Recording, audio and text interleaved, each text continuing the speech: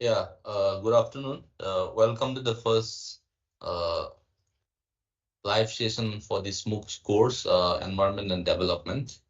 Uh, by now, we are pretty familiar and we have covered a substantial portion of the course. And I'll just try to briefly discuss what we have covered so far in the past 4 weeks.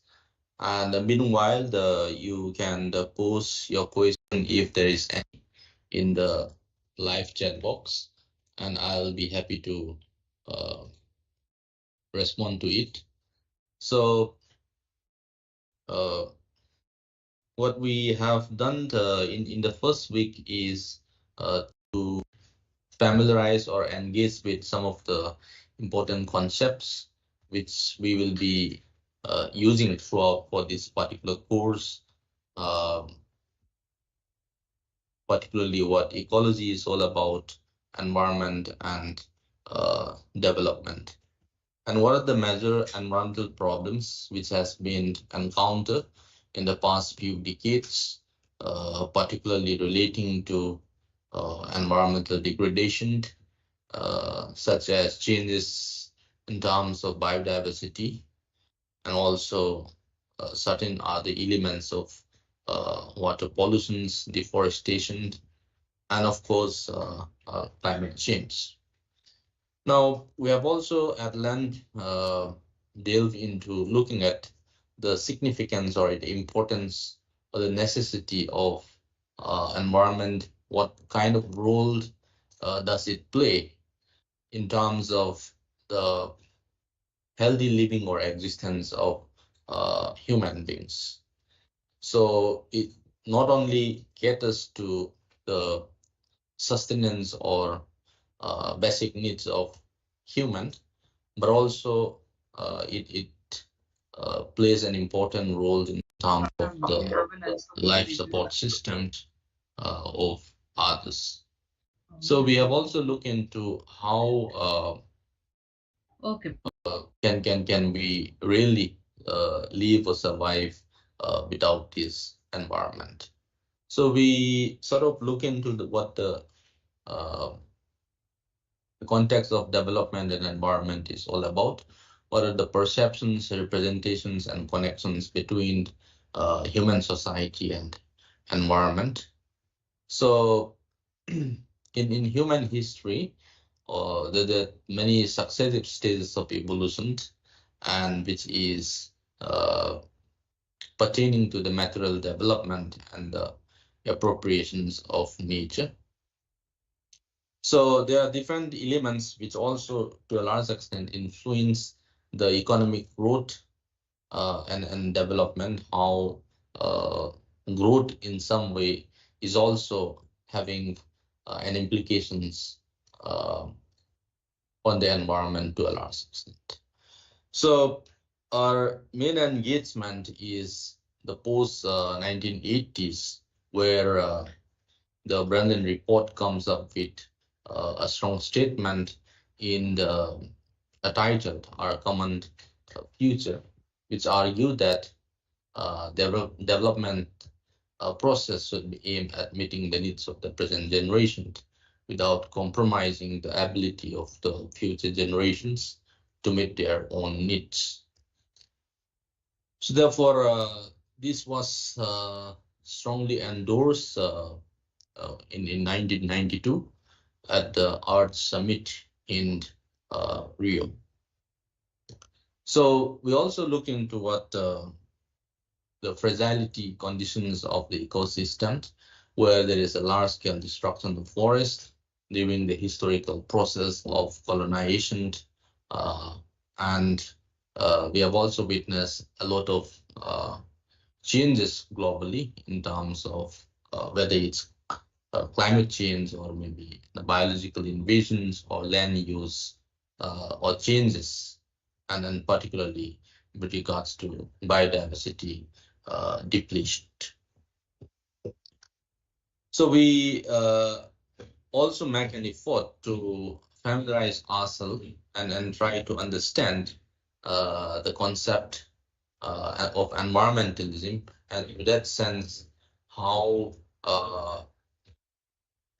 environmentalism or environmental movement began way back, or it dates back to uh, post-industrial period in particularly in Northern America. So we have also delved into looking at some of the uh, issues which are being highlighted in terms of, for instance, the population growth, and then where it does not really meet the requirement of people in terms of resources. And then resources to a large extent from the Western scientific thinking is often presumed to be limitless in nature. So um, and particularly with regards to subsistence uh, of humankind, that is the changes in farming. With the advancements of science and technology, modern scientific farming to a large extent is pretty much questionable in with regards to the notions of sustainability. So environmentalism, to a large extent, as I had mentioned, is very much uh,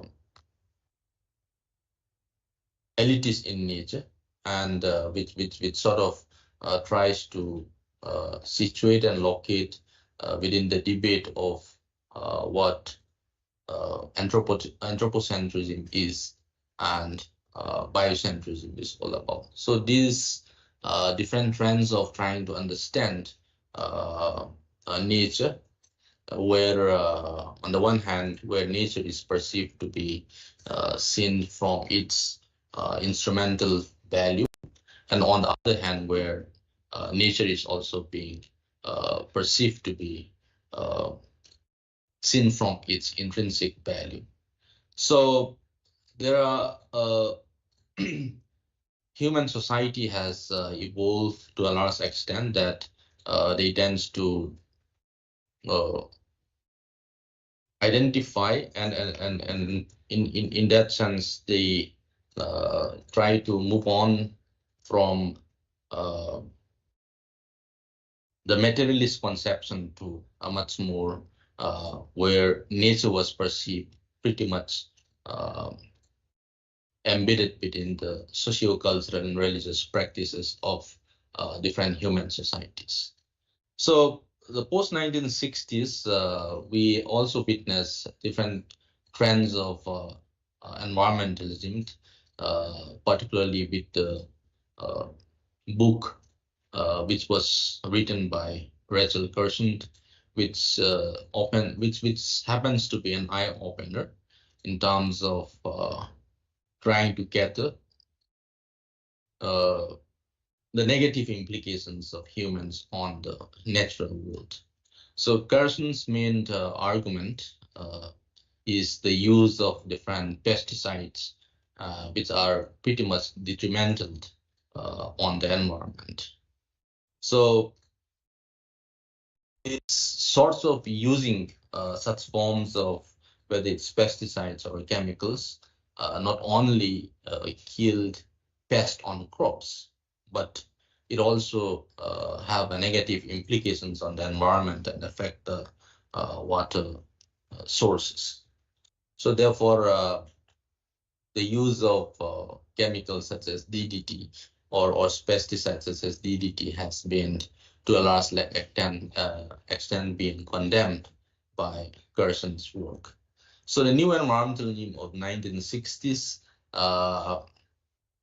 creates some amount of awareness of the environmental issues such as air and water pollution and pesticide poisoning and other problems. And therefore, in particularly in Northern America, they started the federal government to take more responsibility and stringent action against those who are responsible for polluting. So they have actually come up with certain act and policy such as polluters pay principles. And the post 1960s also witnessed an increase in terms of scientific research, and people were engaged more into looking at such environmental problems which are being caused by such a scientific farm. So there is also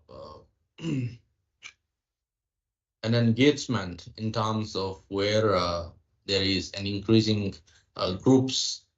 pressure groups such as Greenpeace, the Amnesty, and WWF, and there is also an increasing desire to find solutions through the media attentions, and also public interest were on the rise. So partly Rachel Carson Silent Spring happens to be one of the eye opener, and Kenneth Boulding's Spaceship Earth, which was published in 1966, also happens to be the other seminal work which has people who are concerned with environment vis-a-vis development. So some of the important epochal things which have been witnessed in the post-1960s as a result of the emergence of new environmentalisms are the observance of the first Earth Day in 1970, and you also have, the UN Conference on Human Development in 1972. So the Club of Rome, which particularly, comes up with a report in 1972, came with two important conclusions: that if the present trend of growth of population, at the same time industrializations or maybe pollutions continue to remain unchanged, then the limits to growth on this planet would be reached within the next century or so. So therefore, there's been an assumption that it is possible to alter this particular growth, the trends, in order to establish conditions of ecological and economic stability that is catering to the sustainable future. So alongside, there were also some ecological disasters during that period of time. The Amoco Cadiz oil spill in 1978, and the 3 Mile Island nuclear accidents, which occurs in Pennsylvania in 1979, has to a large extent created havoc, and people becomes increasingly more aware and then conscious about the environment. And of course, we have the World Commission on Environment and Development coming up with a strong definitions of what sustainability or sustainable development is all about. So we have also witnessed the rise of the green powers in the 80s, and we also have Earth Summit in 1992, where there is certain agreement, and some notable points are the Framework Convention on Climate Change and the Conventions on Biodiversity. So one of the main pertinence when we had discussed the environmental movement, which of course, is popularly known as the American environmentalism, which envisages the America's natural resources, and also the roots of this American environmentalism is particularly rooted in the idea of conservation and preservation. Conservation group, to a large extent, emphasize the efficient use and development of physical resources to combat inefficient land management, and Preservation, on the other hand, is an ideology and notions of the environment as defined in terms of wilderness. So wilderness thinking perhaps is one of the starting point, which was strongly envisaged by John Muir, who was an influential Scottish American naturalist and also an environmental philosopher. So Muir was very much instrumental in terms of founding the Shira Club, where uh, the idea of this wilderness thinking was given a lot of emphasis.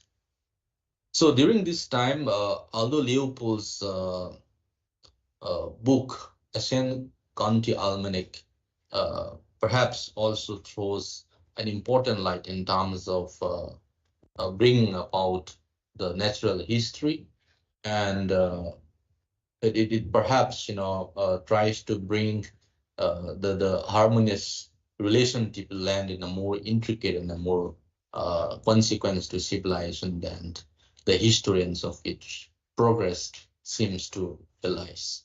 So the emergence of this in a peculiar dilemma. So Muir and Leopold, in that sense, tends to uh, give a lot of uh, importance in terms of those people who are wilderness lover. So the second era, where the rise of modern environmentalism in the 1960s, as I had mentioned, the works of Rachel Carson's to a large extent has been uh, influential, and it is perceived as one of the seminal work, which to that extent has been marking the beginning of the modern environmentalism. So by examining some of the ecological impacts of hazardous substances that pollute, like pesticides, was one of the main issue, which was particularly highlighted by Kersons. So Kersons argued that science and technology has been effectively removed from any larger policy framework and insulated from public input and opinion. So the environmental movement differs stark differences from other American social movement because it was settled from its inception with conservative traditions, and some activists were initially cautious about associations of environmentalism with population controlled and anti-urban elitism.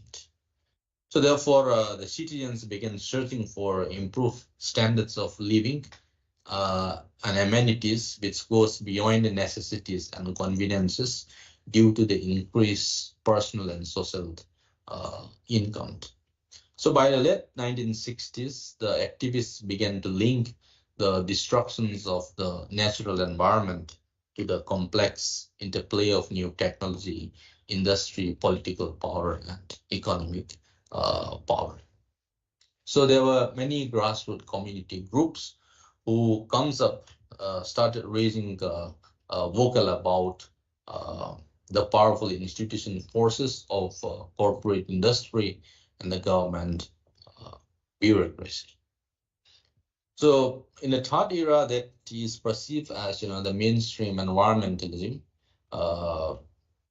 witness different trends of observance of the Earth Day, and then the fourth era again envisages this whole idea of grassroots environmentalism.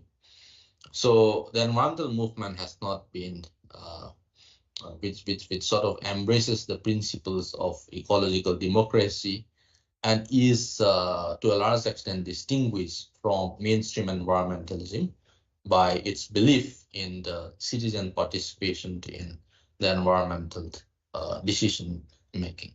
So to a large extent, this has been attention has been drawn to the global south, where mostly in third world countries, where nature is being perceived as not just for human uh, uh, sustenance, but also it goes beyond that. So nature is not something which is being preserved and conserved for its own sake, but it has it is pretty much embedded in the uh, knowledge systems of the people, and it is also particularly associated with the land and identity.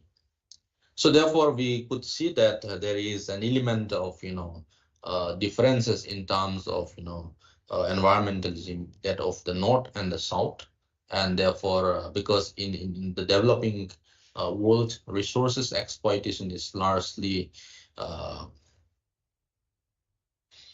emphasized more on the basic needs of food, fodder, and fuel uh, of those people who belong to the weaker or the marginalized sections of the societies.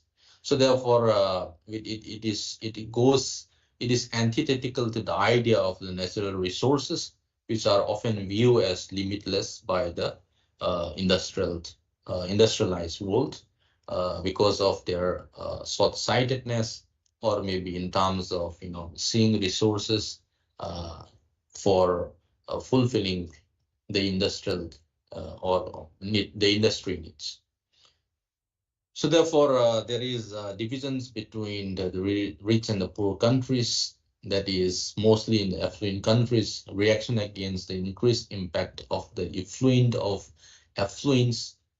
For example, the environmental justice movement or the nuclear anti-nuclear movement. Whereas in the poor countries, environmentally in the poor, that is particularly focusing on the defense of livelihood and communal access to natural resources, are time and again threatened by the state or by the expansions of the market economy. So one could say that the environmentalism movement in the north is pretty much engaged and related with the emergence of post-materialist or post-industrial society. So the wilderness movement in north originated outside the production process, which engages with a change in attitudes, which calls for a change in attitudes rather a change in the systems of productions or distributions. So on the contrary, and the environmentalism, the poor originates as a class over productive resources, and movements in the global south particularly raise issues of ecology and are often interlinked with questions of human rights, ethnicity, and distributed justice. So this movement for environmental justice, which are particularly led by the poor peasants or those marginalized sections concerned with our burdens, but with environmental hazards and social and economic inequalities that happens to ravage their communities. So one of the stark differences when we discuss environmentalism of the South and the North can be seen from the way in which the activist tries to look into. So as we had already discussed, based on the works of Marc Du Bois, which he chained himself to a boulder for the sake of saving the Stanislaus River in California, which the main demand was to give an unspoiled California wilderness. And in contrast to this, Medha Patkar, who has been instrumental and vocal in our campaign of Narmada Bachao Andolan, and her colleagues hope not only to save the Narmada River itself, but also, the tens of thousands of pigeons who are likely to be displaced by the dam being built on the river. So therefore, there is a sense of, different varieties of, environmentalism which comes up. From the way in which Marc Du Bois presented his way of resentment or resistance, we could say that the dominant thrust of environmental movement in North, uh, which was present by Mark Du Bois, comes up with the a strong message which says that no humanity without nature, which is the epitaph of modern environmentalists. Now, on the other hand, Mehta Patkar, who strongly highlights the cohesions of production and distributions within human society, comes up with a slogan that no nature without social justice, to a large extent, represents the imaginations of the Southern environmentalist. So the environmental movement, which can be contextualized in the global South, to a large extent, is to be captured and seen in the context of the livelihood approach, where environmentalism has viewed them as essentially actions which are organized by the marginalized poor to protect their environmental means of livelihood and sustenance. So environmental resources such as land, water, and forest happens to constitute the material basis of the production and reproductions of the economic poor. So much of these resistance are nothing but to protect not just the environment, but the environment which happens to be, the source of their means of livelihood and sustenance. So we have engaged us with some of the, important point by Vandana Shiva, Gatkil, and Guha, and where there is a different trends of, where the actors' practice and issues are being seen. Now, the resistance and the modes of mobilizations, in some sense, in a global south, denote struggles for protecting environmental conditions of livelihood and sustenance of people who are being directly affected. That is, the local communities who have been, for generations dependent on the environment. So their defense is in pursuit of livelihood. So to that sense, we can say that environmentalism of the poor grows out of distribution conflicts over the use of ecological resources needed for livelihood. So one of the important lessons or takeaway we can see is that the main source of environmental destructions in the world is the demand for natural resources generated by the consumptions of the rich. And the other lesson is that it is the poor who are affected the most by these environmental destructions. So environmental destructions has a direct implications on the subsistence of the people, and a consequence of which we could witness, the phenomenon of ecological refugees, that is, people flocking to the cities in search of employment because of, landlessness or environmental degradations, deforestation, so on and so forth. So mostly, which is being witnessed, is that in the context of India, for instance, the environmental movement has drawn on the struggles of marginal population, comprising of the hill peasants, tribal communities, or fishermen, people who are displaced by constructions of dams, mining, and often neglected by the existing political or the dispensations over a period of time. Now, we also looked at the relations between gender and development vis-a-vis the environment.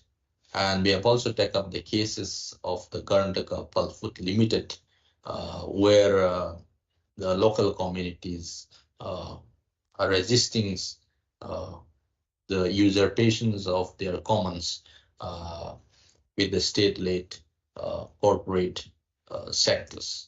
And they were pretty much, successful, and this create a new sense of hope to those marginalized sections of the people, where a different forms of environmentalism emerge altogether, and the manner in which they registered such people who are in power is also an eye opener. And then we could see the uh, way in which uh,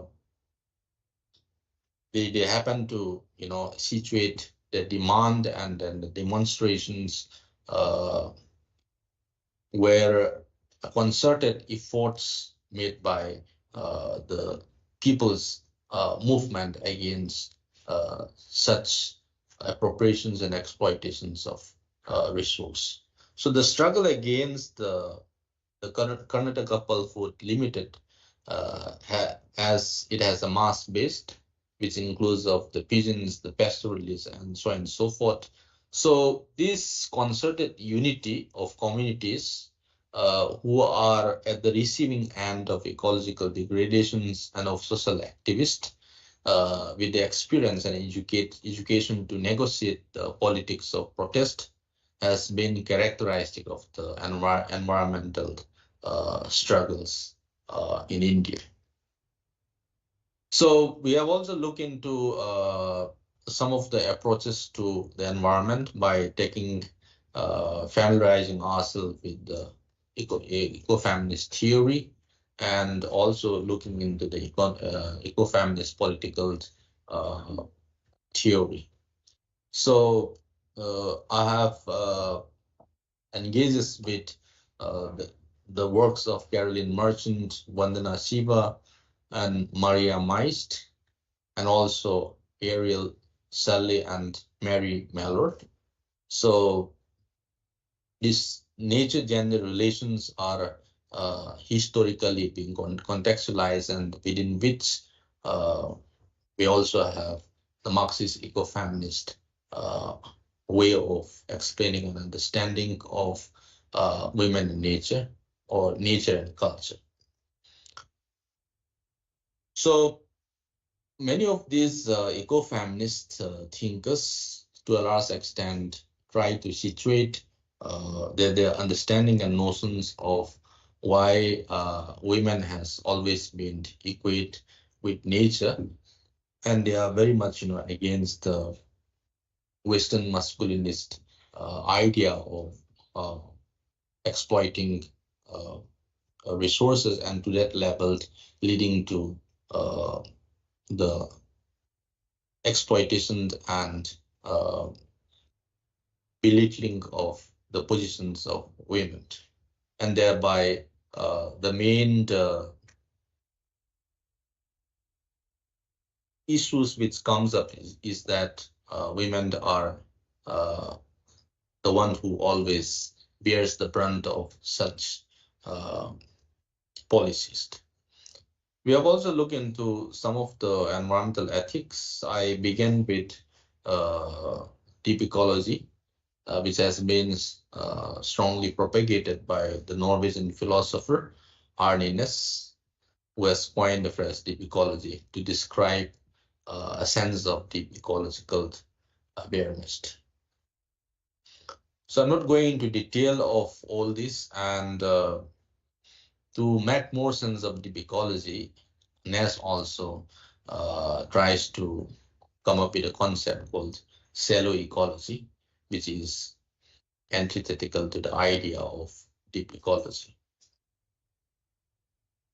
So please continue to engage with the lecture sessions, and at the same time, what I would suggest is to regularly engage with the weekly assignment, because which is also largely a part of the assessment. And if you have any doubt, you can feel free to write to me at any point of time, and I'll be happy to respond. So I look forward to meet you again in the second live session.